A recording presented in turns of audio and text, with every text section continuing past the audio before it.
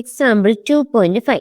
A. Determine the electrostatic potential energy of a system consisting of two charges 7 microcoulomb and 2 microcoulomb and with no external field placed at minus 9 centimeter 00 and 9 centimeter 00 respectively. അതായത് ഇത് എവിടെ place ചെയ്തിട്ടുള്ളത്? X ആക്സിലാണ്. അല്ലെങ്കിൽ -9 plus 9 okay, ഇവിടെ ഇരിക്കുന്നത് 7 മൈക്രോകൂളോമ്പും ഇവിടെ -2 മൈക്രോകൂളോമ്പും ആണ്. ഇതാണ് നമ്മുടെ ഒറിജിൻ. അപ്പൊ ഇവിടെ നിന്ന് 9 സെന്റിമീറ്റർ അകലെയാണ്, ഇവിടെ നിന്ന് 9 സെന്റിമീറ്റർ അകലെയാണ്. അപ്പൊ ഇവര് തമ്മിലുള്ള ഡിസ്റ്റൻസ് എന്ന് പറയുന്നത് 18 സെന്റിമീറ്റർ ആണ്. ഓക്കെ അല്ലേ? ഓക്കെ. ഇനി നമുക്കിവിടെ കണ്ടുപിടിക്കേണ്ട എന്താണ്? Electrostatic potential energy of this system. അപ്പൊ എന്തായാലും ഇവിടെ 2 ചാർജ് അല്ലേ ഉള്ളൂ. U is equal to 1/4πε0 into എന്തായാലും 7 into n⁻⁻6 into -2 into n⁻⁻6 divided by അവർ തമ്മിലുള്ള ഡിസ്റ്റൻസ് എത്രയാണ്? 8. അത് സെന്റിമീറ്റർ ആണ്, മീറ്ററിലാക്കാൻ 0.1. അപ്പൊ എത്ര കിട്ടും? 9 ഇൻറ്റു 10⁻9 ഇൻറ്റു 7 ഇൻറ്റു -2 എത്ര വരും? -14 ഇൻറ്റു 10⁻12 ഡിവൈഡഡ് ബൈ 18 ഇൻറ്റു 10⁻2. ഇതും വെട്ടിയ 2 കിട്ടും, ഇതും വെട്ടിയ 7 കിട്ടും. അപ്പോ -7 ഇൻറ്റു 10⁻2 എത്ര വരും? -3 വരും. ഇത് ചെയ്യുമ്പോൾ 10⁻−1 വരും. അപ്പൊ -0.7 ജൂൾ എന്ന് വരും. എത്ര കിട്ടും? -0.7 ജൂൾ എന്ന് കിട്ടും. ഓക്കെ അല്ലേ? ഇതായിരിക്കും അവിടെ ഉള്ള ഇലക്ട്രോസ്റ്റാറ്റിക് പൊട്ടൻഷ്യൽ എനർജി. ഈ ഇലക്ട്രോസ്റ്റാറ്റിക് പൊട്ടൻഷ്യൽ എനർജി എന്ന് പറഞ്ഞാൽ എന്താ? ഇൻഫിനിറ്റിന്ന് ആ ഒരു ചാർജിന് ഇവിടെ കൊണ്ടുവന്ന് പ്ലേസ് ചെയ്യാൻ വേണ്ടി എടുക്കുന്ന എനർജീസ് ആണ്. ഇനി ബി പാർട്ട് ക്വസ്റ്റ്യൻ നോക്കിയാൽ how much work is required to separate the 2 charges infinity away from each other. ഇപ്പൊ നമ്മൾ ഇൻഫിനിറ്റിന്ന് കൊണ്ടുവരാൻ എടുത്ത എനർജിയാണ് -0.7 ജൂൾ. ഇനി ഇവർ ചോദിച്ചിരിക്കുന്നത് ഇവരെ തമ്മിൽ ഇൻഫിനിറ്റ്ലി സെപ്പറേറ്റ് ചെയ്യണം. ഇവരെ തമ്മിൽ ഇൻഫിനിറ്റി സെപ്പറേറ്റ് ആണെങ്കിൽ ഈ -2 മൈക്രോകൂളോമിനെ ഇൻഫിനിറ്റി കൊണ്ടുവച്ചത്. അപ്പോൾ ഇവർ തമ്മിൽ എന്തായി? ഇൻഫിനിറ്റി സെപ്പറേറ്റ് ഈച്ച് അതർ ആയതിനെ. അപ്പൊ എന്ത് ചെയ്യണം? ഇതിന്റെ നേരെ ഓപ്പോസിറ്റ് സൈൻ എടുത്താൽ മതി പോലെ. ഇതിന്റെ ഈ സെയിം എനർജി കൊടുത്താൽ അതേവരെ ഇൻഫിനിറ്റ്ലി സെപ്പറേറ്റ് ചെയ്ത് വെക്കാം. ഇപ്പൊ ഏത് ആൻസർ ഇതാണെങ്കിൽ ബിയുടെ ആൻസർ എന്തെങ്കിലും ഒരു ചാർജിനെ ഇൻഫിനിറ്റി കൊണ്ടുപോയിക്കാൻ ഈ എനർജി തന്നെ വേണം. അപ്പൊ 0.7 ജൂൾ. ഇത് -0.7 ജൂൾ ആണ്. ഇത് എത്ര വരും? 0.7 ജൂൾ ആണ് വരും. ഓക്കെ അല്ലേ? C part question. Suppose that the same system of charges is now placed in an external electric field E is equal to A into 1/r square. A is equal to 9 into 10⁵ Newton per coulomb per meter square. What would be the electrostatic energy of the configuration would be? അപ്പൊ ഇതേ സിസ്റ്റത്തിൽ എന്ത് ചെയ്യുന്നു? ഒരു electric ഫീൽഡിന്റെ external electric ഫീൽഡിന്റെ presence വരും. അങ്ങനെയാണെങ്കിൽ ഇപ്പൊ ഈ കോൺഫിഗറേഷന്റെ എനർജി എന്താവുന്ന പ്രശ്നം? ഇലക്ട്രിക് ഫീൽഡ് എത്ര തന്നിട്ടുണ്ട്? A into 1/r square ആണ് തന്നിട്ടുണ്ട്. ഓക്കെ അല്ലേ? ഓക്കെ. നമുക്കറിയാം V is equal to എന്താ മക്കളെ? V is equal to ED ആണ്. V is equal to ED ആണ്. നമുക്ക് എനർജി കണ്ടുപിടിക്കാൻ വർക്ക് ഡൺ QV അല്ലേ? അപ്പൊ V എന്താണ്? E into D ആണ്. E ഇവിടെ എത്രയാണ്? A into 1/r square into D എത്ര എടുത്താൽ മതി? R എടുത്താൽ മതി. അപ്പൊ നമുക്ക് ഫസ്റ്റ് കേസിൽ എടുത്ത് നോക്കാം. ഫസ്റ്റ് കേസിൽ അതായത് ഈ ഒരു 7 മൈക്രോകൂളോമിന്റെ എനർജി എത്രയാണെന്ന് നോക്കാം. 7 മൈക്രോകൂളോമിന്റെ എനർജി എന്ന് പറഞ്ഞാൽ ഇവര് തമ്മിലുള്ള എനർജിയാണ് നമുക്ക് നോക്കേണ്ടത്. അതായത് മൊത്തത്തിൽ ഒരു സിസ്റ്റത്തിൽ ഇവിടെ ഇതുണ്ട്, ഇവിടെ ഉണ്ട്, ഇവിടെ ഉണ്ട്. അപ്പൊ ഈ ഒറിജിനിൽ നിന്ന് ഇവിടെ വരെയുള്ള എനർജി നോക്കാം. അപ്പൊ എത്ര വരുവാടാ? അപ്പൊ നമുക്ക് U is equal to അല്ലെങ്കിൽ W is equal to എന്താണ്? QV ആണ്. അപ്പോ Q എത്രയാണ്? 7 into 10⁻⁻6 ആണ്. ഇൻറ്റു V എത്ര വരും? എയുടെ വാല്യൂ എത്രയാണ്? 9 into 10⁵ ആണ്. ഇൻറ്റു 1 ഡിവൈഡ് ബൈ R സ്ക്വയറും ഈ ആറും കൂടെ ഒരു R വെട്ടിപ്പോയിട്ട് 1/r എന്ന് കിട്ടും. ഇവര് തമ്മിലുള്ള ഡിസ്റ്റൻസ് എത്ര? 9 സെന്റിമീറ്റർ അല്ലേ? അപ്പൊ 9 സെന്റിമീറ്റർ ആകുമ്പോൾ 9 into 10⁻2 എന്നിടാം. ഈ 9 വെട്ടിപ്പോയിട്ട് എത്ര ഇട്ട് വിടാം? 7 into ഈ 10⁻2 മുകളിൽ ചെല്ലുമ്പോൾ 10 സ്ക്വയർ ആവും. അപ്പൊ 10⁻7 ആവും. 7 into 10⁻6 into 10⁻7 7 into 10D വരും. എത്ര വരും? 10 വരും. 70 ജൂൾ എന്ന് കിട്ടും. ഓക്കെ അല്ലേ? ഇത് ഈ ഒരു ചാർജ് കാണുന്നുള്ള എന്താണ്? വർക്കാണ്. ഇനി അടുത്ത ഈ ചാർജിന് ഇങ്ങോട്ടുള്ള വർക്ക് എത്ര എന്ന് കണ്ടുപിടിക്കാം. അത് എത്ര വരും? QV അല്ലേ? അവിടെ Q എത്രയാണ്?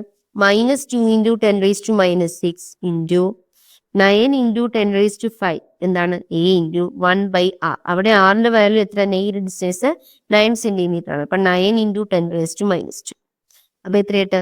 -2 into ഈ 9 പോയാൽ 10⁻7 വരും. 10⁻7 into 10⁻6 10 വരും.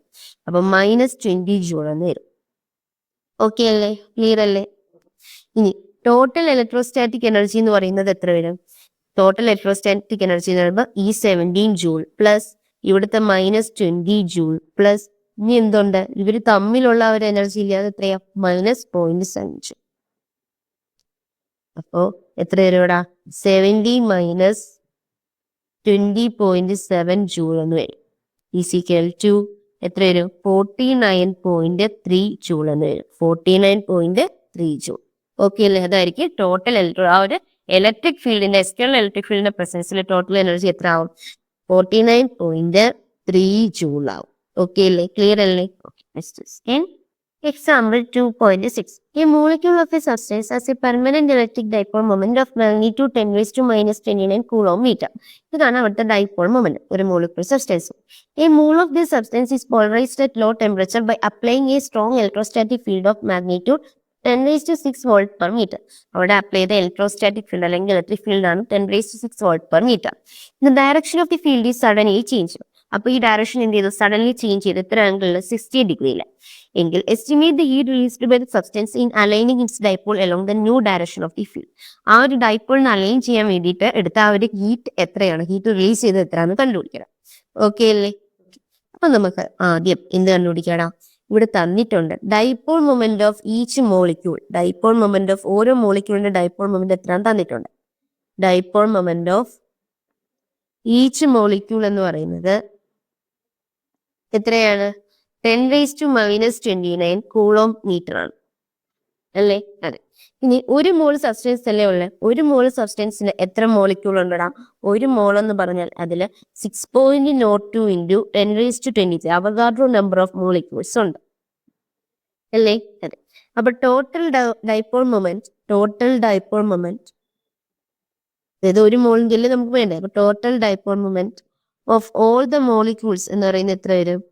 ഓഫ് ഓൾ ദ മോളിക്യൂൾസ് എന്ന് പറയുമ്പോൾ 10 raised to minus 29 into എന്തെടുത്താൽ മതി? 6 into 10 raised to 23 എത്താൻ മതി. അപ്പൊ എത്ര എട്ടാം? 6 into 10 raised to minus 6 coulomb metre എന്ന് എട്ടാം.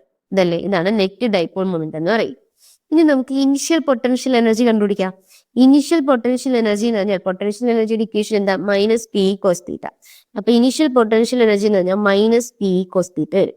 ഇനിഷ്യലി തീറ്റ എത്രയായിരിക്കും? 0 ആയിരിക്കും. അപ്പൊ minus 6 into 10 raised to 6 into 10 raised to minus 6 into എന്ത് വരും? ഈ എത്രയാണ്? 10 raised to 6 ആണ് into cos 0 എന്ന് വരും. cos 0 1 അല്ലേ? അപ്പൊ ഇത് എത്രയായിട്ട്? ഈ 10 raised to minus 6 ഉം 10 raised to 6 ഉം ക്യാൻസൽ ആയിട്ട് പോയിട്ട് മൈനസ് 6 ജൂൾ എന്ന് കിട്ടും. ഇനി ഫൈനൽ പൊട്ടൻഷ്യൽ എനർജി എന്ന് പറഞ്ഞാൽ എത്ര വരും? അതും മൈനസ് പി കോസ് തീറ്റയാണ്. അവിടെ തീറ്റയുടെ വാല്യൂ ഇത്ര വരും. എത്ര ഡിഗ്രിയിൽ മാറിയെന്ന് ചോദിച്ചിട്ട് പറഞ്ഞിട്ടുള്ള ഡയറക്ഷൻ 60 ഡിഗ്രിയിൽ പോയതാണ്. അപ്പൊ minus 6 into 10 raised to minus 6 into 10 raised to 6 into cos 16 വരും. ഈസിക്കൽ ടു ഇത് ചെയ്യുമ്പോൾ എത്ര കിട്ടും? മൈനസ് 6 into cos 60യുടെ വാല്യൂ 1/2. അപ്പം മൈനസ് 3 ജൂൾ എന്ന് വന്നു. ഓക്കെ അല്ലേ? ഓക്കെ. അപ്പൊ ഇവിടെ ചേഞ്ച് ഇൻ പൊട്ടൻഷ്യൽ എനർജി എത്ര വന്നതാ? Change in potential energy is equal to final minus initial minus 3 joule minus of minus 6 joule is equal to 3 joule എന്ന് കിട്ടി. അപ്പൊ അവിടെ എന്തുണ്ട്? പൊട്ടൻഷ്യൽ എനർജിയുടെ ഒരു ലോസ് ഉണ്ട്. ആ ലോസ് ആയിരിക്കും എന്തായിട്ട് ആക്ട് ചെയ്തിട്ടുള്ള എനർജി, ആ ഒരു അലൈൻമെന്റിൽ ഡൈപോൾ അലൈൻമെന്റ് ചെയ്യാൻ വേണ്ടിയിട്ടുള്ള എനർജി റിലീസ് ആയിട്ട് മാറും. അത് എത്രയാണ്? 3 ജൂൾ ആയിട്ട്. ഓക്കെ അല്ലേ? ക്ലിയർ അല്ലേ? Next question. Example 2.7. A comb run through one's dry hair attracts small bits of paper by 1 happens if the hair is wet or if it is a rainy day. Remember, a paper does not conduct electricity. അതായത് ഒരു ചീപ്പ് എന്ത് ചെയ്യുന്നു? നമ്മൾ dry ഹെയറിൽ കൂടെ എന്ത് ചെയ്യുന്നു? ഒന്ന് കോമ്പ് ചെയ്ത് കഴിഞ്ഞിട്ട് നമ്മളൊരു പേപ്പറിന്റെ അടുത്തോട്ട് കൊണ്ടുവച്ചാൽ അത് എന്ത് ചെയ്യടാ? ആ പേപ്പറിന് കുഞ്ഞു കഷ്ണങ്ങളുള്ള ആ ഒരു പേപ്പറിന്റെ വിത്ത് എന്ത് ചെയ്യും? അത് അട്രാക്ട് ചെയ്യും. അതിന്റെ കാരണം എന്താന്ന് ചോദിച്ചിട്ടുള്ളത്. കാരണം എന്താ? ഈ കോമ്പ് എന്ത് ചെയ്യും? നമ്മൾ ഡ്രൈ ഹെയറിൽ കൂടെ ഇങ്ങനെ കോമ്പ് ചെയ്ത് കഴിയുമ്പോൾ കഴിയുമ്പോൾ അത് എന്ത് ചെയ്യും? ഫ്രിക്ഷൻ നടക്കും. അവിടെ ഫ്രിക്ഷൻ നടന്ന് കോമ്പിന് എന്ത് കിട്ടും? ചാർജ് കിട്ടും. Combs get charged by friction. കോമ്പിന് എന്ത് കിട്ടൂടാ? ചാർജ് കിട്ടും. എന്ത് വഴി? ഫ്രിക്ഷൻ വഴി കോമ്പിന് എന്ത് കിട്ടും? ഒരു ചാർജ് കിട്ടും. ഓക്കെ അല്ലേ? അപ്പോ ഈ പേപ്പറിലുള്ള മോളിക്യൂൾസ് എന്താവും? ഈ ചാർജ്ഡ് കോമ്പ് അടുത്തോട്ട് കൊണ്ടുവയ്ക്കുമ്പോൾ അവർക്ക് പോളറൈസ്ഡ് ആയിട്ട് അങ്ങനെയാണ് എന്ത് ചെയ്യുന്നത്? ആ ഒരു ബിറ്റ് ഓഫ് പേപ്പർ ഈ കോമ്പിലോട്ട് അട്രാക്ട് ആയിട്ട് മാറുന്നത്. ഓക്കെ അല്ലേ? ഓക്കെ. ഇനി നമ്മുടെ ഹെയർ വെറ്റോ അല്ലെങ്കിൽ അതൊരു റെയിനി ഡേ ആണെങ്കിൽ ഈ ഒരു ഫ്രിക്ഷൻ എന്ത് ചെയ്യും? ഹെയറിനും കോമ്പിനും ഇടയ്ക്കുള്ള ഒരു ഫ്രിക്ഷൻ എന്ത് ചെയ്യൂടാ? കുറയും. അങ്ങനെ ഫ്രിക്ഷൻ കുറഞ്ഞാൽ കോമ്പിന് എന്ത് കിട്ടത്തില്ല? ചാർജ് ഒന്നും കിട്ടത്തില്ല. അപ്പൊ അതൊരു ബിറ്റ് ഓഫ് പേപ്പറിന്റെ അടുത്തോട്ട് കൊണ്ടുവച്ചാൽ അതെന്ത് ചെയ്യത്തില്ല? അട്രാക്ട് ചെയ്യത്തില്ല. ഓക്കെ അല്ലേ? ഓക്കെ. ഇനി B part. Ordinary rubber is an insulator, but special rubber tires of aircraft are made slightly conductive. Why is this necessary? Ordinary rubber എന്താ മക്കളെ, ഇൻസുലേറ്റർ ആണ്. പക്ഷെ നമ്മുടെ എയർക്രാഫ്റ്റിലൊക്കെയുള്ള ചില സ്പെഷ്യൽ റബ്ബർ എന്ത് ചെയ്യുന്നു, ടയേഴ്സിനുള്ള സ്പെഷ്യൽ റബ്ബർ എന്ത് ചെയ്യുന്നു, കണ്ടക്ട് ചെയ്യുന്നുണ്ട്. അത് എന്തിനു വേണ്ടിയിട്ടാണ്? എന്തിനു വേണ്ടിയിട്ടാന്ന് അറിയാമോ? അവർക്ക് ചാർജ് കണ്ടക്ട് ചെയ്യാൻ വേണ്ടിയിട്ടാണ്. അതായത് ഫ്രിക്ഷൻ വഴി കുറെ ചാർജ് അത് പ്രൊഡ്യൂസ് ചെയ്യുന്നുണ്ട്. ആ പ്രൊഡ്യൂസ് ചെയ്യുന്ന ചാർജ് എന്ത് ചെയ്യണം, ഗ്രൗണ്ടിലോട്ട് കണ്ടക്ട് ചെയ്ത് കളയണം. ഇല്ലെങ്കിൽ ആ ഒരു സ്റ്റാറ്റിക് ഇലക്ട്രിസിറ്റി അതിന് നിന്ന് എന്ത് ചെയ്യും, അക്യുമുലേറ്റ് ചെയ്ത് അത് എന്ത് ചെയ്യും, പൊട്ടിത്തെറിക്കും. അപ്പൊ ആ ഒരു ചാർജ് എന്ത് ചെയ്യണം, ഗ്രൗണ്ടിലോട്ട് റിലീസ് ചെയ്യണം. അതിന് വേണ്ടിയിട്ടാണ് എന്ത് ചെയ്യുന്നത്, കണ്ടക്ട് ചെയ്യുന്നത്, സ്ലൈലി കണ്ടക്ട് ചെയ്യുന്ന സ്പെഷ്യൽ റബ്ബർ ടയേഴ്സ് എയർക്രാഫ്റ്റിലുള്ളത്. C part first. Vehicles carrying inflammable materials usually have metallic ropes touching the ground during motion. Right. ഇത് സെയിം കേസ് ആണ്. ആ ഇൻഫ്ലേമബിൾ മെറ്റീരിയൽസ് ക്യാരി ചെയ്യുന്ന വെഹിക്കിൾസിന്റെ ഒരു റോപ്പ്, ഒരു മെറ്റാലിക് റോപ്പ് ഇങ്ങനെ ഗ്രൗണ്ടിലൂടെ ഇട്ട് നമുക്ക് ആ വണ്ടിയൊക്കെ പോകുമ്പോൾ ഇങ്ങനെ ശബ്ദം കേൾക്കാം. റോഡിലൂടെ ആ ഒരു മെറ്റലും കൂടെ പോകുന്നൊരു ചിന്നൊരു ശബ്ദം കേൾക്കാം. അത് എന്തിനു വേണ്ടിയിട്ടെന്ന് വെച്ചാൽ അതിൽ പ്രൊഡ്യൂസ് ചെയ്യുന്ന ഒരു സ്റ്റാറ്റിക് കറന്റ് എന്ത് ചെയ്യണം, ഇവിടെ ഈ ഒരു ഗ്രൗണ്ടിലോട്ട് റിലീസ് ചെയ്യണം. ഗ്രൗണ്ടിലോട്ട് റിലീസ് ചെയ്ത് കളയാൻ വേണ്ടിയിട്ടാണ് ആ എന്ത് ചെയ്തിട്ടുള്ള ഒരു റോപ്പ്, മെറ്റാലിക് റോപ്പ് ഇങ്ങനെ ഗ്രൗണ്ടിൽ ടച്ച് ചെയ്ത് മോഷൻ എടുക്കുമ്പോൾ ഗ്രൗണ്ടിൽ ടച്ച് ചെയ്ത് ഇങ്ങനെ ഇട്ടിരിക്കുന്നു. ഓക്കെ അല്ലേ? ഓക്കെ. ഇനി D part question. A bird perches on a bare high power line and nothing happens to the bird. A man standing on the ground touches the same line and gets a fatal shock. By ഒരു bird ഒരു high power ലൈനിൽ ഇങ്ങനെ നിൽക്കുക, പക്ഷെ അതിനൊന്നും പറ്റുന്നില്ല. പക്ഷെ ഒരു ഗ്രൗണ്ടിൽ നിൽക്കുന്ന ആള് ആ ഒരു സെയിം ലൈനിനെ ഒന്ന് ടച്ച് ചെയ്താൽ അയാൾക്ക് എന്ത് കിട്ടും, ഫാറ്റൽ ഷോക്ക്. അയാൾക്ക് ഷോക്ക് അടിക്കും. കാരണം എന്താ, കറണ്ട് പാസ് ചെയ്യണമെങ്കിൽ അവിടെ എന്തുണ്ടാവണം, ഒരു പൊട്ടൻഷ്യൽ ഡിഫറൻസ് ഉണ്ടാവണം. അതാണ് മെയിൻ കാരണം. ടെസ്റ്റ് റിസൾട്ട് ചോദിക്കാം, കറണ്ട് ഉണ്ടാവണമെങ്കിൽ അവിടെ ഒരു പൊട്ടൻഷ്യൽ ഡിഫറൻസ് ഉണ്ടാവണം. ബേർഡ് ഇരിക്കുമ്പോൾ ആ ബേർഡ് വേറെ ഒന്നായിട്ട് ഒരു ടച്ച് ഇല്ല. അതുകൊണ്ട് തന്നെ അതായത് ആ ഒരു കമ്പിയിലോട്ട്, ആ ഒരു ഇലക്ട്രിക് കമ്പിയിൽ മാത്രം ടച്ച്, വേറെ എങ്ങും അതിന് ടച്ച് ഇല്ല. അതുകൊണ്ട് തന്നെ അതിന് എന്ത് ചെയ്യാൻ പറ്റും, അതിന്റെ ബോഡി പൊട്ടൻഷ്യൽ വയറിന്റെ പൊട്ടൻഷ്യൽ ആക്കി മാറ്റാൻ പറ്റും. അപ്പോൾ അടുത്തൊരു പൊട്ടൻഷ്യൽ ഡിഫറൻസ് 0 ആവും. അതുകൊണ്ട് തന്നെ അവിടെ ഒരു കറണ്ട് ഫ്ലോ നടക്കത്തില്ല. അതുകൊണ്ടാണ് ബേർഡിനൊന്നും പറ്റാത്തത്. പക്ഷെ ആ സമയത്ത് ഒരു ആൾ എന്ത് ചെയ്യുന്നു, ഗ്രൗണ്ടിൽ നിൽക്കുന്ന ഒരാള് സെയിം ലൈനിനെ ടച്ച് ചെയ്യുമ്പോൾ അവിടെ ഒരു പൊട്ടൻഷ്യൽ ഡിഫറൻസ് ഉണ്ട്. കാരണം അദ്ദേഹത്തിന്റെ കാല് എന്ത് ചെയ്യാം, ഗ്രൗണ്ടിൽ ടച്ച് ചെയ്യാണ്, ഹാൻഡ് കൊണ്ടാണ് അദ്ദേഹം ആ ലൈനിൽ ടച്ച് ചെയ്യുന്നതെന്ന് വിചാരിക്കാം. അപ്പൊ കാലിൽ ഉണ്ടാകുന്ന പൊട്ടൻഷ്യൽ ലോ ആയിരിക്കും, പക്ഷെ ഹാൻഡിൽ എന്തായിരിക്കും, അവിടെ നിന്നൊരു ഹൈ പൊട്ടൻഷ്യലും ഉണ്ടാവും. അപ്പോൾ ഒരു പൊട്ടൻഷ്യൽ ഡിഫറൻസ് ഉണ്ടായിട്ട് എന്ത് ചെയ്യും, കറണ്ട് ഫ്ലോ ചെയ്യും. അങ്ങനെ ആ ഒരു ശരീരത്തോട് കംപ്ലീറ്റ്ലി കറണ്ട് ഫ്ലോ ചെയ്യുമ്പോഴാണ് അദ്ദേഹത്തിന് എന്ത് ചെയ്യുന്നത്, ഷോക്ക് ഏറ്റതുപോലെ മനസ്സിലാവുന്നത്. ഓക്കെ അല്ലേ? പക്ഷെ നമുക്ക് ഇത് ചെയ്യാൻ പറ്റും. എങ്ങനെയാ, നമ്മളൊരു സ്ലിപ്പർ ഒക്കെ ഇട്ട്, റബ്ബറിന് സ്ലിപ്പർ ഒക്കെ ഇടുവാണെങ്കിൽ എന്ത് ചെയ്യാൻ പറ്റില്ല, ആ റബ്ബർ പുവർ കണ്ടക്ടറായിട്ട് ആക്ട് ചെയ്യുക. അപ്പൊ എന്ത് ചെയ്യില്ല, അത് കണ്ടക്ട് ചെയ്യാൻ പറ്റത്തില്ല, താഴോട്ടുള്ള ആ ഒരു പൊട്ടൻഷ്യൽ ഡിഫറൻസ് അവിടെ ജനറേറ്റ് ചെയ്യില്ല. പക്ഷെ ബെയർ ഫ്രൂട്ടിൽ അതുകൊണ്ടാണ് നിൽക്കരുത് എന്നൊക്കെ പറയുന്നത്. ഓക്കെ അല്ലേ? ക്ലിയർ അല്ലേ? Next question. Example 2.8. A slab of material of dielectric constant K has the same area as the plates of a parallel plate capacitor but has a thickness 3/4 D, where D is the separation of the plates. How is the capacitance changed when the slab is inserted between the plates? ഇതാണ് നമ്മുടെ ഒരു parallel plate. ഇതിൽ same area ഉള്ള എന്ത് ചെയ്യുന്നു, ഒരു dielectric slab. Thickness എത്രയാണ് തന്നിട്ടുണ്ടാ, 3D/4 ആണ് തന്നിട്ടുണ്ട്. തിക്നെസ് 3D/4 ഉള്ള ഒരു ഡൈഇലക്ട്രിക് സ്ലാബ് വന്ന് എന്ത് ചെയ്യുന്നുണ്ട്, ഇൻസെർട്ട് ചെയ്യുന്നുണ്ട്. അപ്പൊ ഈ ഒരു ഡിസ്റ്റൻസ് 3D/4. ഈ ഡിസ്റ്റൻസ് എത്ര വരും, D/4 ആണ്. കാരണം ഇവരിടയിലുള്ള ഡിസ്റ്റൻസ് D ആണെന്ന് തന്നിട്ടുണ്ടല്ലോ. എങ്കിൽ കപ്പാസിറ്റൻസ് എങ്ങനെ ചേഞ്ച് ചെയ്യുമെന്നാണ്. ഇനിഷ്യലി ഇങ്ങനെ ആയിരുന്നപ്പോൾ ഈ ഒരു കപ്പാസിറ്റർ ഡൈഇലക്ട്രിക് സ്ലാബ് വെക്കുന്നതിന് മുമ്പ് ഇവിടെ നമ്മൾ ഡിസ്റ്റൻസ് D ആണ്, ഏരിയ A ആണ്. എങ്ങനെയുള്ള കപ്പാസിറ്റർ C = എന്താണ്, ε0 A/D ആണ്. ഓക്കെ അല്ലേ? ഓക്കെ. ഈ കേസിൽ ഒരു ഡൈഇലക്ട്രിക് സ്ലാബ് കൊണ്ട് വയ്ക്കുമ്പോൾ കപ്പാസിറ്റൻസ് എങ്ങനെ മാറുമെന്ന് അറിയാവൂടാ. C' = ε0 A divided by D - T plus T/K ആയിട്ട് മാറും. D - T പ്ലസ് T/K ആയിട്ട് മാറും. അപ്പൊ ഇക്വേഷൻ എന്ത് ചെയ്യണം, നോട്ട് ചെയ്ത് വെക്കണം. ഓക്കെ അല്ലേ?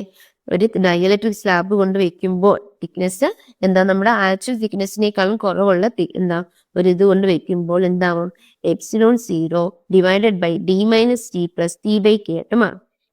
അപ്പൊ C' = ε0 A divided by D - 3D/4 plus എന്തായാലും 3D/4 K എന്ന് വരും. കാരണം ഇവിടെ T എത്രയാണ്, 3D/4 ആണ് തിക്നെസ് ഓഫ് ആ സ്ലാബ്.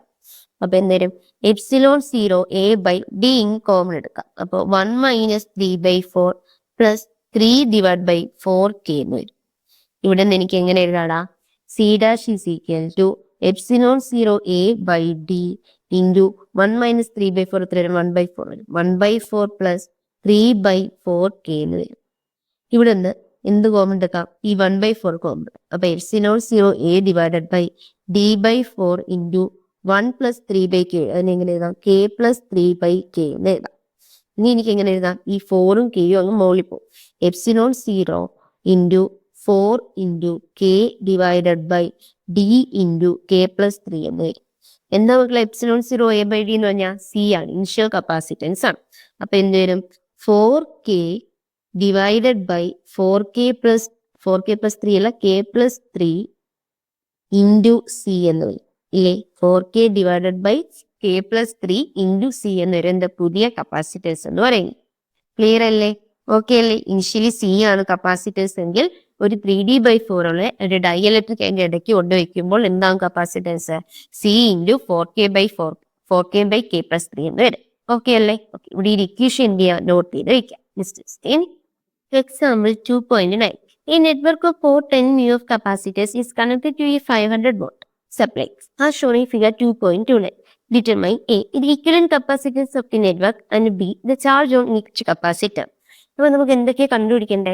ആദ്യം ആ ഒരു ഇക്വലന്റ് കപ്പാസിറ്റൻസ് കണ്ടുപിടിക്കണം, പിന്നെ ഓരോ കപ്പാസിറ്ററിലെയും ചാർജും കണ്ടുപിടിക്കണം. ഇക്വലന്റ് കപ്പാസിറ്റൻസ് കണ്ടുപിടിക്കാൻ നേരത്തെ നമുക്കറിയാം ഈ C1, C2, C3 എന്താണ്? സീരീസ് ആണ്. ആ സീരീസ് C4 എങ്ങനെ മക്കളെ? പാരലലും ആണ്.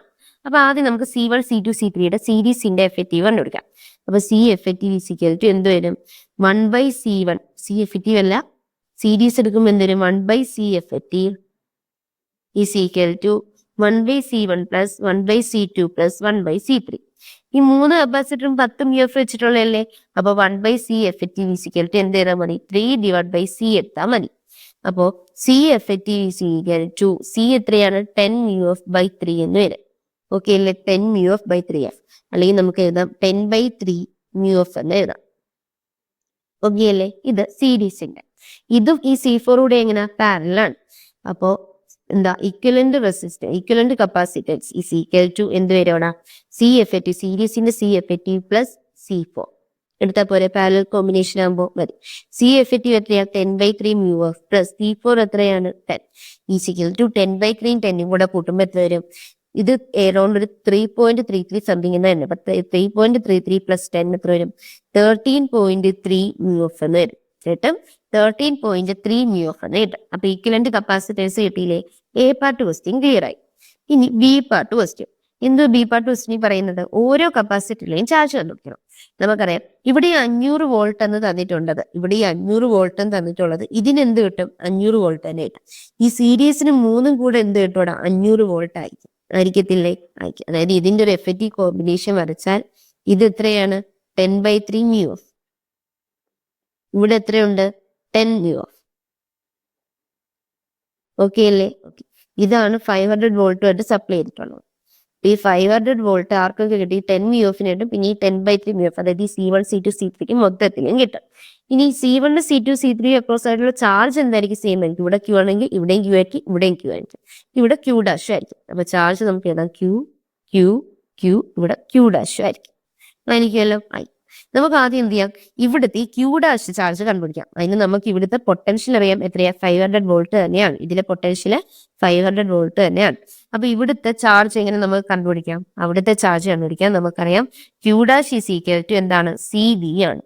അപ്പോ അവിടെ C എത്രയാണ്? 10 ആണ്. 10 μF ഇൻറ്റു അവിടുത്തെ പൊട്ടൻഷ്യൽ എത്രയാണ്? 500 വോൾട്ട് ആണ് അല്ലേ? അപ്പൊ എത്ര ഇട്ടുവിടാ? 10 ഇൻറ്റു 10⁻⁻6 ഇൻറ്റു 500 എന്ന് വരും. Is equal to 5 into 10⁻³ coulomb എന്ന് കിട്ടും. അപ്പോൾ ഈ അക്രോസ് ഈ ഒരു എന്താണ് കപ്പാസിറ്റർ C4 കപ്പാസിറ്ററിന് അക്രോസ് ഉള്ള Q' നമുക്ക് കിട്ടി. എത്രയാണ്? 500, അല്ലെങ്കിൽ 5 ഇൻറ്റു 10⁻³ കൂളോംബാണ് അതിന് അക്രോസ് ആയിട്ടുള്ള ചാർജ്. ഇനി നമുക്ക് C1, C2, C3യുടെ ചാർജ് കണ്ടുപിടിക്കണം. അവിടുത്തെ ചാർജിന്റെ പ്രത്യേകത എന്താ? 3 ചാർജ് സെയിം ആയിരിക്കും. ആ സെയിം ആയിട്ടുള്ള ചാർജ് കണ്ടുപിടിക്കാൻ നമ്മൾ എന്ത് കണ്ടുപിടിച്ചാൽ മതി? ഇവിടുത്തെ എന്താണ് പൊട്ടൻഷ്യൽ നമുക്കറിയാം. ഇത് 3ഉം കൂടെ എത്രയാണ്? 500 വോൾട്ട് ആണ്. അപ്പൊ ഇവിടുത്തെ ചാർജ് കണ്ടുപിടിക്കാൻ നമ്മൾ എന്ത് ചെയ്യണോടാ?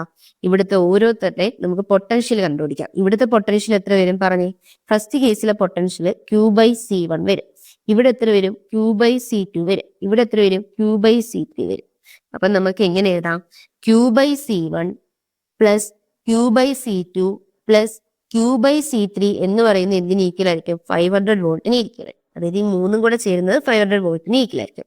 അപ്പൊ ഇവിടെ നിന്ന് Q into 1/C1 plus 1/C2 plus 1/C3 അതല്ലേ നമ്മൾ 1/C എഫക്റ്റീവ് കണ്ടുപിടിച്ചത്. 1/C എഫക്റ്റീവ് എത്രയായിരുന്നു? 3/C ആയിരുന്നു. അതായത് 3/10 ആണ്. അപ്പോൾ 3/10 ഈസ് ഈക്വൽ ടു 500 എന്ന് കിട്ടും. Q is equal to 500 into 10/3. അത് മ്യൂ അല്ലേ? 10/3 മ്യൂ എഫ് ആണ്. അപ്പൊ 10/3 ഇൻറ്റു എന്ത് വരും? 10⁻⁻6 എന്ന് വരും. അപ്പൊ എത്ര കിട്ടൂടാ? ഈ ഒരു 5 ഇൻറ്റു 10⁻⁻3 ഡിവൈഡഡ് ബൈ 3 എന്ന് വരും. അത് എത്ര കിട്ടും? 1.7 ഇൻറ്റു 10⁻⁻3 കൂളോം എന്ന് കിട്ടും. എത്ര കിട്ടും? 1.7 ഇൻറ്റു 10⁻⁻3 കൂളോം. ആ 1.7 ഇൻറ്റു 10⁻⁻3 കൂളോമ്പ് തന്നെ ആയിരിക്കും ആർക്കൊക്കെ? C1നും അതായിരിക്കും ചാർജ്, C2നും അതായിരിക്കും ചാർജ്, C3ക്കും അതായിരിക്കും ചാർജ്. കാരണം സീരീസ് കോമ്പിനേഷനിൽ എന്ത് കോൺസ്റ്റന്റ് ആയിരിക്കും? ചാർജ് കോൺസ്റ്റന്റ് ആയിരിക്കും. ഓക്കെ അല്ലേ? ക്ലിയർ അല്ലേ? Okay. Still example 2.10. A 900 PF capacity is charged by a 100 volt battery. How much electrostatic energy is stored by the capacitor? അപ്പൊ എയിൽ എനർജി കണ്ടുപിടിക്കണം. Electrostatic energy stored is equal to ഇവിടെ സിയും വിയിലെ half CV square എടുത്താൽ മതി. അപ്പൊ എന്തേലും half into 900 into 10⁻⁻12 into V എത്രയാണ്? 100 ദ ഹോൾ സ്ക്വയർ. അപ്പൊ എത്ര കിട്ടും? ഹാഫ് ഇൻറ്റു 900 ഇൻറ്റു 10⁻⁻12 ഇൻറ്റു 10 ഇത് 10 സ്ക്വയർ ആണ്. 10 സ്ക്വയർ ദ ഹോൾ സ്ക്വയർ 10⁻4 എന്ന് വരും. Is equal to half into 9 into 10⁻6 and 10⁻12 വരും. എത്ര കിട്ടും? 10⁻6. അതായത് 4.5 ഇൻറ്റു 10⁻6 ജൂൾ എന്ന് വരും. എത്ര കിട്ടും? 4.5 ഇൻറ്റു 10⁻6 ജൂൾ. ഇതാണ് ഫസ്റ്റ് കേസിലെ ഇലക്ട്രോസ്റ്റാറ്റിക് പൊട്ടൻഷ്യൽ എനർജി. ഇനി ബി പാർട്ട് ക്വസ്റ്റ്യൻ ആകുമ്പോൾ നോക്കിയടാ. അതായത് ഈ കപ്പാസിറ്റർ എന്ത് ചെയ്തു? ഡിസ്കണക്ട് ചെയ്തു. ബാറ്ററിയിൽ നിന്ന് ഡിസ്കണക്ട് ചെയ്തിട്ട് പിന്നെ ഒരു 900 PF കപ്പാസിറ്റർ ആയിട്ട് എന്ത് ചെയ്യുക? കണക്ട് ചെയ്യാൻ. അപ്പോൾ ചാർജ് എത്രയാവും? ചാർജ് എന്ത് ചെയ്യും? ഈക്വലി ഡിസ്ട്രിബ്യൂട്ട് ചെയ്യും. ഇവിടെയും 900 PF ആണ്, ഇവിടെയും 900 PF ആണ്. അപ്പൊ രണ്ട് ഈക്വൽ കപ്പാസിറ്റർ ആണ്. ചാർജ് ഈക്വൽ ആയിട്ട് ഡിസ്ട്രിബ്യൂട്ട് ചെയ്യും. ഇവിടെ Q എന്താവും? Q/2 ആവും. ഇതിന് Q/2 ആയിട്ട് ഡിസ്ട്രിബ്യൂട്ട് ചെയ്യും. ഓക്കെ അല്ലേ? അപ്പൊ ഇവിടുത്തെ പൊട്ടൻഷ്യൽ എത്ര ആവും? V ഈസ് ഈക്വൽ ടു എന്താണ്? Q/C ആണ്. അപ്പൊ V dash is equal to Q/2C എന്ന് വരും. ഇത് Q/C എന്ന് പറഞ്ഞാൽ V അല്ലേ? V/2 ആയിട്ട് മാറി. V ഡാഷ് എന്തായി? V/2 ആയിട്ട് മാറി. Q ഡാഷ് എന്തായി? Q/2 ആയിട്ട് മാറി. ഇവിടെ എന്തായിരിക്കും? V ഡാഷ് V/2 ആയിരിക്കും. അപ്പൊ ചാർജ് എന്തായി? Q/2 ആയിട്ട് മാറി. പൊട്ടൻഷ്യൽ എന്തായി? V/2 ആയിട്ട് മാറി. ഓക്കെ അല്ലേ? ഓക്കെ. അപ്പൊ ഇവിടുത്തെ total energy of the system second കേസിലെ ടോട്ടൽ എനർജി എന്ന് പറയുന്നത് എത്ര ഇട്ട് വേണം? രണ്ടെണ്ണം ഇല്ലേ? അതായത് 2 ഇൻറ്റു ഓരോന്നിന്റെ എത്ര? ഇവിടുത്തത് half Q dash V dash എടുക്കാം. അപ്പോ 2 into half into Q dash എത്രയാണ്? Q/2 ആണ്. V ഡാഷ് എത്രയാണ്? V/2 ആണ്. അപ്പോ 2 ഇൻറ്റു ഈ 2ഉം 2ഉം ക്യാൻസൽ ചെയ്യാം. അപ്പൊ എന്ത് കിട്ടും? QV/4 എന്ന് കിട്ടും. കിട്ടത്തില്ലേ? ഇതിനെ എനിക്ക് എങ്ങനെ എഴുതാടാ? ഇതിനെ എനിക്ക് 1/2 ഇൻറ്റു ഹാഫ് QV എന്ന് എഴുതിക്കൂടെ? എഴുതാം. ഹാഫ് QV എന്ന് പറഞ്ഞാൽ എന്താ? ഹാഫ് CV സ്ക്വയറിനെ എടുത്ത് ഹാഫ് CV സ്ക്വയറിന് ഈക്വലാണ്. അതായത് നേരത്തെ ഉള്ള നമ്മൾ കണ്ടുപിടിച്ച എനർജിക്ക് ഈക്വലാണ്. അപ്പൊ ഹാഫ് ഇൻറ്റു എത്ര വരും? 4.5 ഇൻറ്റു 10⁻⁻6 എന്ന് വരും. അത് എത്ര കിട്ടും? 2.25 ഇൻറ്റു 10⁻⁻6 ജൂൾ എന്ന് കിട്ടും. എത്ര കിട്ടും? 2.25 ഇൻറ്റു 10⁻⁻6 ജൂൾ എന്ന് കിട്ടും. ഓക്കെ അല്ലേ? ക്ലിയർ അല്ലേ ഈ ക്വസ്റ്റ്യൻ?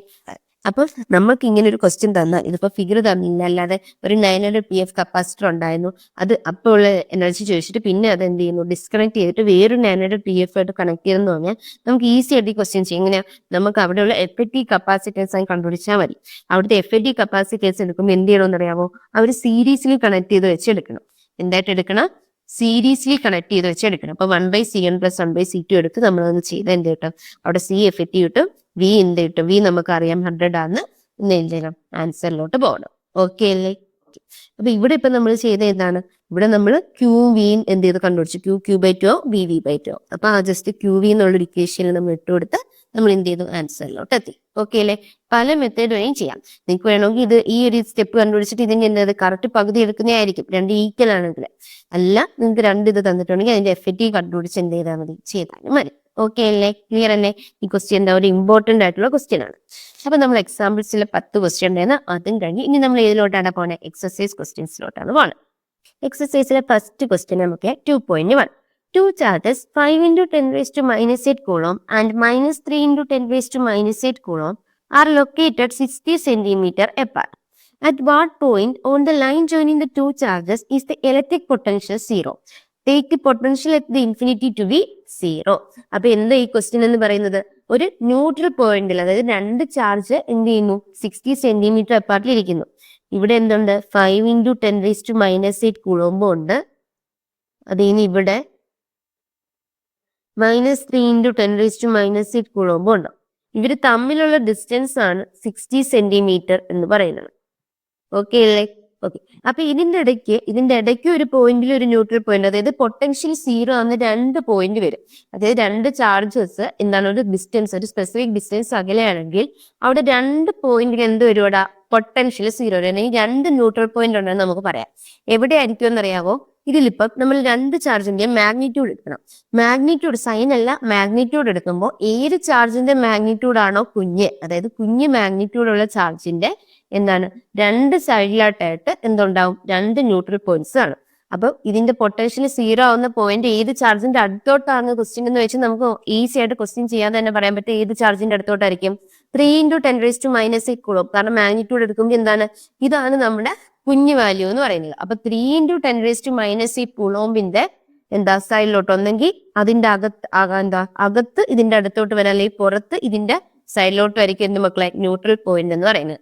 അകത്തായാലും പുറത്തായാലും എന്താക്കി ഇതിന്റെ ഒരു സൈഡിലായിരിക്കും എന്ത്, ന്യൂട്രൽ പോയിന്റ് എന്ന് പറയുന്നത്, അല്ലെങ്കിൽ പൊട്ടൻഷ്യൽ സീറോ ആവുന്ന പോയിന്റ്. അപ്പൊ നമുക്ക് ആദ്യം ഇവിടെ എവിടെയെങ്കിലും ആണ്, അതായത് അകത്തെ പോയിന്റ് എടുക്കാം. കേസ് 1 ആയിട്ട് ഇന്നർ പോയിന്റിലാണ് പൊട്ടൻഷ്യൽ സീറോ എന്ന് നോക്കാം. അങ്ങനെയാണെങ്കിൽ ഇവിടെയാണ് പൊട്ടൻഷ്യൽ സീറോ എന്ന പോയിന്റ് എങ്കിൽ ഇതും തമ്മിലുള്ള ഡിസ്റ്റൻസ് എക്സ് ആയിട്ട് എടുക്കാം. ഇതും തമ്മിലുള്ള ഡിസ്റ്റൻസ് എത്രയായിട്ട് എടുക്കാടാ, എക്സ് ആയിട്ട് എടുക്കാം. അപ്പോൾ ഈ ഒരു ഡിസ്റ്റൻസ് എന്ന് പറയുന്നത് എത്ര വരും, അതായത് ഈ ഒരു ചാർജ് 5 × 10⁻⁸ കൂടുമ്പോൾ ഈ ഒരു പോയിന്റായിട്ടുള്ള ഡിസ്റ്റൻസ് എത്ര വരും, 60 - x വരും. അല്ലെങ്കിൽ നമുക്ക് മീറ്ററിൽ ഇടുവാണെങ്കിൽ 0.16 - x എന്ന് വരും. ഓക്കെ അല്ലേ? 0.16 - x എന്ന് വരും. ഇനി നമുക്ക് ഇന്നർ പോയിന്റിലുള്ള പൊട്ടൻഷ്യൽ കണ്ടുപിടിക്കും. ഈ ഒരു പോയിന്റിൽ എന്തായിരിക്കും പൊട്ടൻഷ്യൽ, ഈ ഒരു ചാർജ് കൊണ്ട് ഇവിടെ ഉണ്ടാകുന്ന പൊട്ടൻഷ്യലും ഈ ചാർജ് കൊണ്ട് ഇവിടെ ഉണ്ടാകുന്ന പൊട്ടൻഷ്യലും സീറോ ആയിരിക്കും. ടോട്ടൽ പൊട്ടൻഷ്യൽ സീറോ ആയിരിക്കും. ആ ഇത് വെച്ച് നമുക്ക് എന്ത് കണ്ടുപിടിക്കാൻ പറ്റും, എക്സ് കണ്ടുപിടിക്കാൻ പറ്റും. എന്താ മക്കളെ പൊട്ടൻഷ്യലിന്റെ ഇക്വേഷൻ, 1/4πε0 × Q/r. ഇതല്ലേ പൊട്ടൻഷ്യലിന്റെ ഇക്വേഷൻ. V1 ഡ്യൂ ടു, അതായത് നമുക്ക് എന്ത് ചെയ്യാം, ഇത് നമ്മുടെ Q1 എന്ന് പറയുന്ന ചാർജും, അല്ലെങ്കിൽ ഇത് Q2 എന്ന് പറയുന്ന ചാർജും, ഇത് Q1.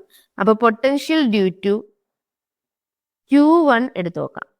Potential due to Q1 എത്ര വരും ഇവിടെ പറഞ്ഞേ, 1/4πε0 × -3 × 10⁻⁸ ഡിവൈഡഡ് ബൈ, അവിടെ r എത്രയാണ്, എക്സ് ആണ്.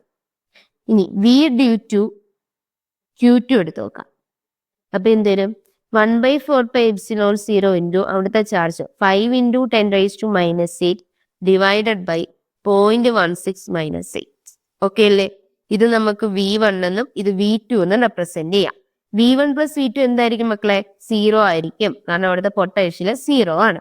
അപ്പൊ നമുക്ക് എങ്ങനെ എഴുതാം, 1/4πε0 × -3 × 10⁻⁸ divide by x plus 1/4πε0 × 5 × 10⁻⁸ divided by 0.16 - x = 0. Okay അല്ലേ? ഇവിടെ നമുക്ക് എങ്ങനെ എഴുതാം, 1/4πε0 × 5 × 10⁻⁸ ഡിവൈഡഡ് ബൈ 0.16 - x = 1/4πε0 × 3 ഈ മൈനസ് അങ്ങ് പുറത്ത് വരുമ്പോൾ 3 × 10⁻⁸ ഡിവൈഡഡ് ബൈ എന്ത് വരും, എക്സ് എന്ന് വരും. 1/4πε0 രണ്ടിടത്തും ക്യാൻസൽ ചെയ്താലേ, 10⁻⁸ 10⁻⁸ ക്യാൻസൽ ചെയ്താലേ. അപ്പൊ 5 ഡിവൈഡഡ് ബൈ 0.16 - x = 3/x എന്ന് കിട്ടും. 5x = 0.48 - 3x. ഇവിടുന്ന് 3x ഇനി വന്നാൽ 8x = 0.48 എന്ന് വരും. x = 0.48 ഡിവൈഡ് ബൈ 8 എന്ന് വരും. അത് എത്ര കിട്ടും മക്കളെ, 0.48 ഡിവൈഡ് ബൈ 8 വരും. അത് എത്ര കിട്ടും, 0.06 മീറ്റർ എന്ന് കിട്ടും. ഓക്കെ അല്ലേ? അപ്പൊ നമുക്ക് മനസ്സിലായി ഈ ഒരു പൊട്ടൻഷ്യൽ സീറോ ആവുന്നത് അറ്റ് വാട്ട് പോയിന്റ്സ് എന്നല്ലേ ചോദിച്ചത്. ഇൻസൈഡിലാണെങ്കിൽ പൊട്ടൻഷ്യൽ സീറോ ആവുന്നത് എവിടെയാന്ന് പറയാം, 0.06 മീറ്റർ ഫ്രം ഏത് ചാർജാ, Q1 ചാർജിൽ, അതായത് -3 × 10⁻⁸ കൂടും. അവിടെ ആയിരിക്കും എന്താവുന്നത്, പൊട്ടൻഷ്യൽ സീറോ ആവുന്നത്. ഓക്കെ അല്ലേ? അപ്പൊ ഒരു പോയിന്റ് നമുക്ക് കിട്ടി. ഇൻസൈഡിലാണെങ്കിൽ 0.06 മീറ്റർ, -3 × 10⁻⁻8 നിന്ന് 0.06 മീറ്ററിലാണ് പൊട്ടൻഷ്യൽ 0 ആവുന്നത്. നമ്മൾ പറഞ്ഞതും കറക്റ്റ് അല്ലേ? കാരണം എന്താ, ഇത് 0.06 മീറ്റർ ആണെങ്കിൽ 5 × 10⁻⁸ നിന്ന് എത്ര ഡിസ്റ്റൻസ് അകലെയാ? 0.16 - 0.06 എടുക്കുമ്പോൾ 0.1 മീറ്റർ എന്ന് വരും. കണ്ടോ? അപ്പൊ ഇവിടുന്ന് ദൂരെയായി പൊട്ടൻഷ്യൽ 0 ആവുന്നത്. ആരുടെ അടുത്ത പൊട്ടൻഷ്യൽ 0 ആയിട്ടുള്ളത്? നമ്മുടെ കുഞ്ഞി മാഗ്നിറ്റ്യൂഡുള്ള ചാർജിന്റെ അടുത്ത് തന്നെയാണ്. ആ കേസ് ഓക്കെ അല്ലേ? ഓക്കെ. ഇനി നമുക്ക് സെക്കൻഡ് ഔട്ട്സൈഡ് പോയിന്റ് കണ്ടുപിടിക്കാം. ഔട്ട്സൈഡ് പോയിന്റിലാണെങ്കിൽ കണ്ടുപിടിക്കാം. ഔട്ട്സൈഡ് പോയിന്റ് എന്ന് പറയുമ്പോൾ നമുക്ക് ഫിഗർ എങ്ങനെ വരയ്ക്കാടാ? ഇത് നമ്മുടെ ഇവിടെ എന്തുണ്ട്? 5 × 10⁻⁻8 ഉണ്ട്. ഇവിടെ -3 × 10⁻⁻8 കൂളോംബ് ഉണ്ട്. ഈ ഒരു ഡിസ്റ്റൻസ് 0.16 മീറ്റർ ആണ്. നമുക്കറിയാം മാഗ്നിറ്റ്യൂഡ് ചെറുതുള്ളതിന്റെ ഇപ്പുറത്തോട്ടായിരിക്കും പൊട്ടൻഷ്യൽ 0 ആവുന്ന പോയിന്റ്. ഇതായിരിക്കട്ടെ പൊട്ടൻഷ്യൽ 0 ആവുന്ന പോയിന്റ്. ഇവിടുന്ന് ഇവിടം വരെയുള്ള ഡിസ്റ്റൻസ് x ആണ്. അപ്പൊ ഈ ചാർജിൽ നിന്ന് ഇവിടം വരെയുള്ള ഡിസ്റ്റൻസ് 0.16 + x ആണ്. അപ്പൊ നമുക്ക് ഇവിടുത്തെ പൊട്ടൻഷ്യൽ 0 അല്ലേ? അപ്പൊ നമുക്ക് ഓരോന്ന് വീതം കണ്ടുപിടിക്കാം. V1 = പൊട്ടൻഷ്യൽ ഡ്യൂ ടു, ഇത് നമുക്ക് Q2 എന്നും ഇത് Q1 എന്നും എടുക്കാം. Q1 = എങ്ങനെ എഴുതാം? 1/4πε0 × -3 × 10⁻⁻8 ഡിവൈഡഡ് ബൈ x. V2 എന്ന് പറഞ്ഞാൽ V due to Q2, potential due to Q2. അത് എത്ര വരും? 1/4πε0 × 5 × 10⁻⁻8 ഡിവൈഡഡ് ബൈ 0.16 + x എന്ന് വരും. ഇവരും തമ്മിലുള്ള ഡിസ്റ്റൻസ്. ഇത് രണ്ടും കൂടെ കൂട്ടുന്ന എന്തിന് ഈക്വൽ ആയിരിക്കും? V1 + V2 0ക്ക് ഈക്വൽ ആവണം. അതാണ് പൊട്ടൻഷ്യൽ 0 എന്ന് പറയുന്നത്. അപ്പൊ 1/4πε0 എന്ത് വരുവാടാ? -3 × 10⁻⁻8 divide by x plus 1/4πε0 × 5 × 10⁻⁻8 divide by 0.16 + x = 0. ഇവിടെ നിന്ന് എനിക്ക് 1/4πε0 അപ്പുറത്ത് നമ്മൾ രണ്ട് ക്യാൻസൽ ആയി പോകും. ഇവിടെ നിന്ന് എനിക്ക് എങ്ങനെ എഴുതാടാ? 5 × 10⁻⁻8 divided by 0.16 + x = 3 × 10⁻⁻8 divide by x. ഇങ്ങനെ എഴുതിക്കൂടെ? ഇത് ഈക്വൽ ടു ഇപ്പുറത്ത് ഈ 1/4πε0 രണ്ടിടത്ത് വെട്ടിപ്പോ. അതാ ഈ ഒരു സ്റ്റെപ്പിൽ പറഞ്ഞത്. ഇനി ഇവിടെ നിന്ന് എങ്ങനെ എഴുതാം? ഈ 10⁻⁻8 10⁻⁻8 വെട്ടിപ്പോയി 5x = 0.48 + 3x എന്ന് വരും. ഇവിടെ നിന്ന് 2x = എന്ത് വരും? 5x = 0.48 + 3x എന്നു. ഇവിടുന്ന് 3x വരുമ്പോൾ 2x = 0.48 വരും. x = എത്ര വരും? 0.24 മീറ്റർ എന്ന് വരും. എത്ര വരും? 0.24 മീറ്റർ എന്ന് വരും. ഓക്കെ അല്ലേ? അതായത് ഈ -3 × 10⁻⁻8 നിന്ന് 0.24 മീറ്റർ അകലെയാണ്. 0.24 മീറ്റർ എവേ ഫ്രം -3 × 10⁻⁻8 കൂളോംബിലാണ് എന്തുള്ളത്? പൊട്ടൻഷ്യൽ 0 ആകുന്നതെന്ന് മനസ്സിലായി. ഓക്കെ അല്ലേ? അത് ഓരോന്നിന്റെ എവിടുന്നാന്നുള്ളത് ഓർത്തിരിക്കണം കേട്ടോ. ഇപ്പൊ നമുക്ക് എൻട്രൻസ് ലെവലിൽ ചോദിക്കുമ്പോൾ നമുക്ക് ചോദിക്കുക എന്താണ്?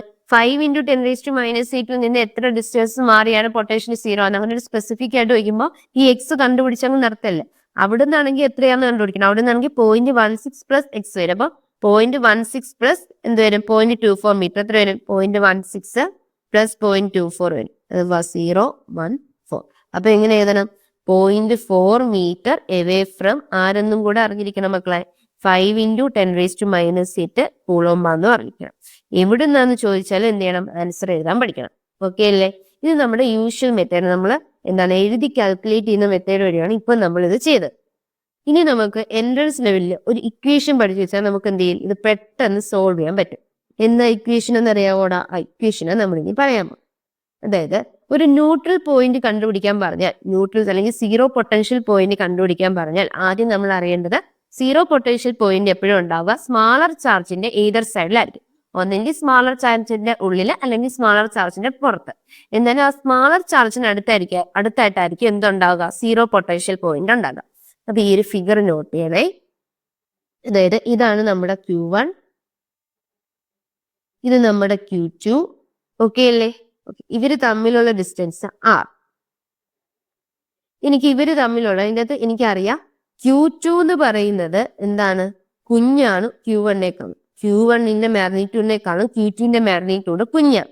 അതായത് അപ്പൊ Q2 ആ കുഞ്ഞി ചാർജ് എന്നാണ്. അപ്പൊ ഇവിടെ സീറോ പൊട്ടൻഷ്യൽ പോയിന്റ് വരുന്നത് രണ്ട് സ്ഥലത്തായിരിക്കും. ഒന്ന് Q2-ന്റെ ഈ ഒരു സൈഡില്, ഇവിടെ അടുത്തോട്ട് വരും, പിന്നെ Q2ന്റെ ഈ ഒരു സൈഡിൽ ഇവിടെ അടുത്തോട്ട് വരും. Q2ന്റെ അടുത്തായിരിക്കും എന്ത് വരിക, സീറോ പൊട്ടൻഷ്യൽ പോയിന്റ് വരാം. എനിക്ക് ഈ ഡിസ്റ്റൻസ് എക്സ് എന്നും ഈ ഡിസ്റ്റൻസ് വൈ എന്ന് റെപ്രസെന്റ് ചെയ്യാം. ഔട്ട്സൈഡ് പോയിന്റിലോട്ടുള്ള ഡിസ്റ്റൻസ് വൈയും ഇൻസൈഡ് പോയിന്റിലോട്ടുള്ള ഡിസ്റ്റൻസ് എക്സ്.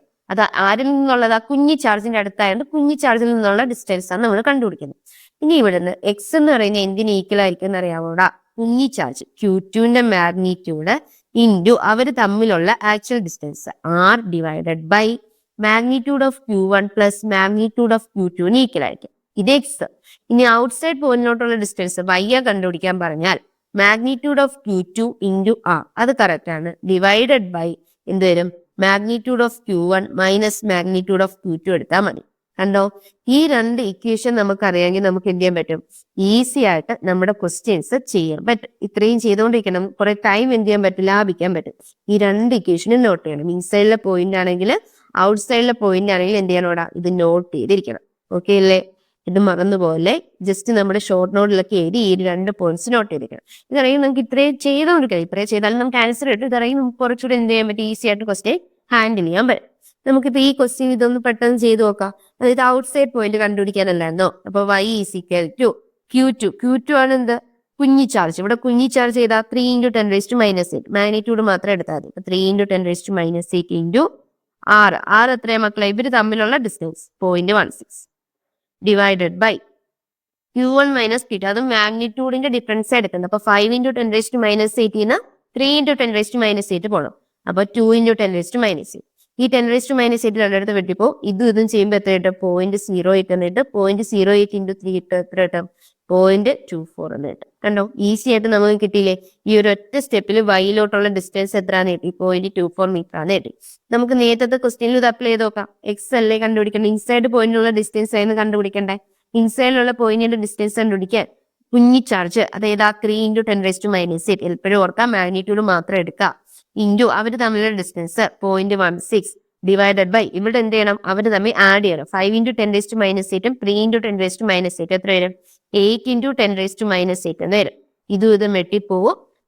എത്ര കിട്ടും, 3 × 0.16 0.48 ബൈ എത്രയെന്ന് കിട്ടും, 8 എന്ന് കിട്ടും. അത് എത്ര കിട്ടും, 0.06 മീറ്റർ എന്ന് കിട്ടും. കണ്ടോ, വിത്തിൻ 1 സ്റ്റെപ്പ് നമുക്ക് എന്ത് കിട്ടി, ആൻസർ. അപ്പൊ എന്ത് ചെയ്യാം, ജസ്റ്റ് ഇതും കൂടെ ഓർത്തിരിക്കും. ഈ രണ്ട് ഇക്വേഷനും ഇത് ഇങ്ങനെയും ചെയ്യാം, അല്ല നമ്മൾ എൻട്രൻസ് പോയിന്റ് ഓഫ് വ്യൂവിൽ വരുമ്പോൾ എങ്ങനെ ചെയ്യണം, ഈ നമുക്ക് വിത്തിൻ സെക്കൻഡ്സിൽ നമുക്ക് ഈ ഒരു ഇക്വേഷൻ അറിയാമെങ്കിൽ എന്ത് ചെയ്യാൻ പറ്റും, ആൻസർ പെട്ടെന്ന് ചെയ്തു പോകാൻ പറ്റും. ഈ രണ്ട് ഇക്വേഷനും നോട്ട് വയ്ക്കാം. ഓക്കെ അല്ലേ? ഇൻസൈഡ് പോയിന്റ് ആണെങ്കിൽ ജസ്റ്റ് കാണാതെ ഒന്നും പഠിക്കണ്ട, നമുക്കറിയാം എന്നാൽ കുഞ്ഞി ചാർജിന്റെ അടുത്താണ് പൊട്ടൻഷ്യൽ 0 ആവും. അപ്പൊ ഇൻസൈഡ് പോയിന്റ് ആണെങ്കിൽ ആ കുഞ്ഞി ചാർജ് ഇൻറ്റു അവരുടെ ഡിസ്റ്റൻസ് ഡിവൈഡഡ് ബൈ അവർ തമ്മിലുള്ള എന്തെടുക്കണം, സം എടുക്കണം.